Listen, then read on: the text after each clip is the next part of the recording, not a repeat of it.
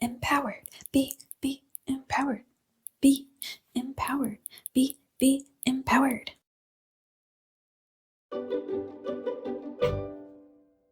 Hey fam, and welcome back to my YouTube channel, Empowering Creativity, where I empower others to live purposeful lives through creativity. My name is Anna. I always forget to say that, but in case you didn't know, my name is Anna.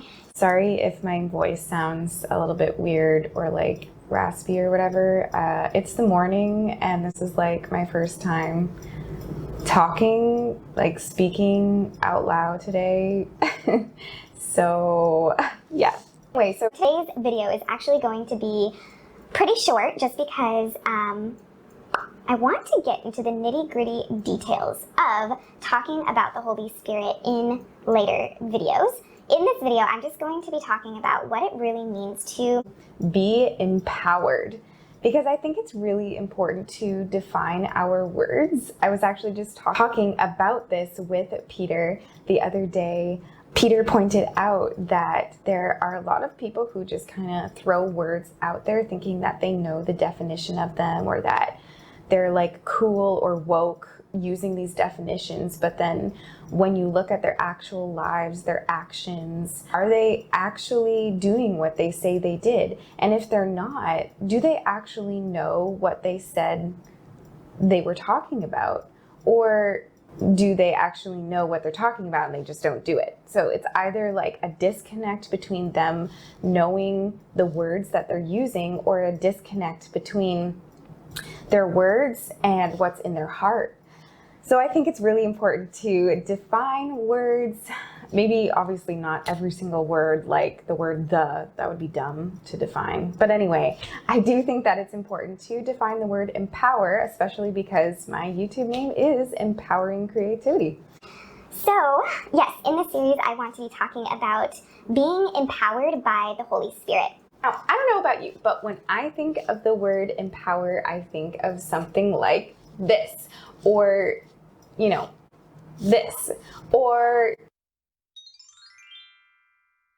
some form of feminist thing. I think feminism tends to take on this word and it turned it into something kind of new, something more modern, which isn't a bad thing. I think there are definitely some aspects of feminism that are harmful to the Christian community, but that's a discussion for another day. There are also some really awesome parts of feminism that I think the church kind of needs to take on in a way.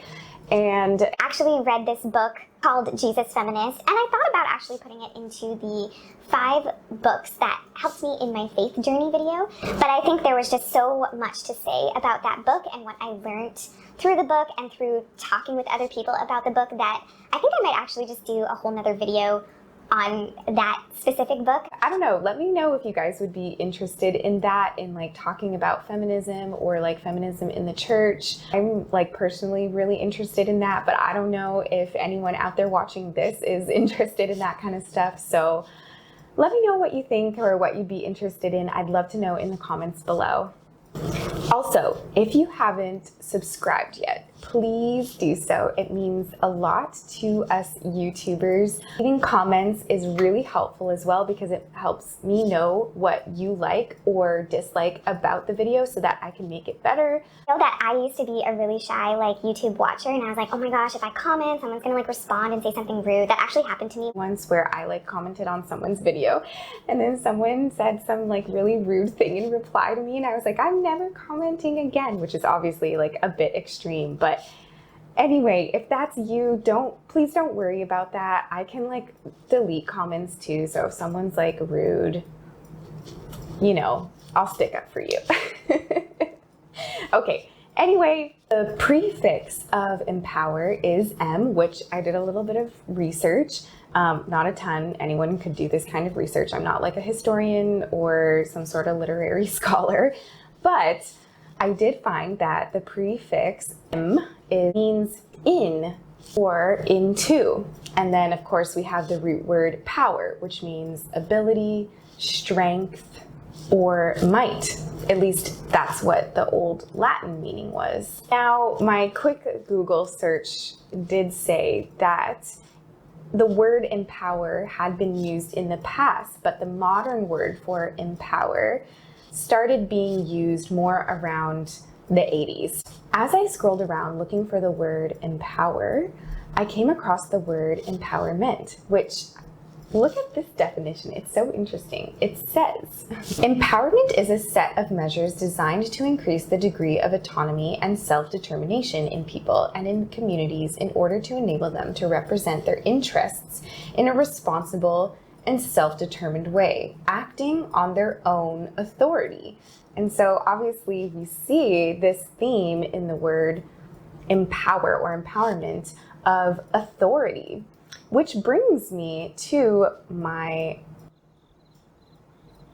point that I'd like to make, that in the Bible, it says that we as Christians can be empowered by the Holy Spirit. Now, as I said, the word empower has only come about recently, so obviously the word empower is not literally like translated in the Bible.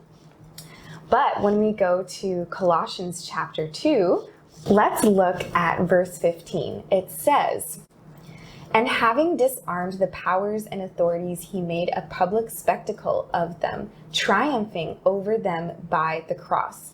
And here the word he is referring to Christ. So we can see that Christ has authority over all spiritual dominions.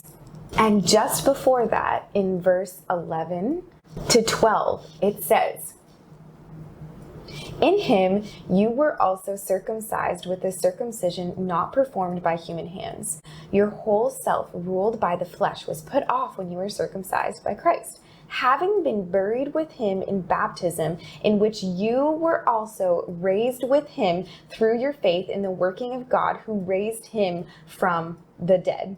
So isn't that so cool? The power of Christ, the authority that Christ has, lives in you. It actually caused you to rise from the dead spiritually when you became a Christian. And so here we can see that we have the same power, we have the same authority that Christ had. And so that's what it means to be empowered. Now, what exactly is the Holy Spirit and how did it come about? Well, stay tuned for next week's video where I talk more about the Holy Spirit and what it really looks like for a Christian to be empowered by the Holy Spirit. Thank you so much for watching, and I hope to see you next week. Okay,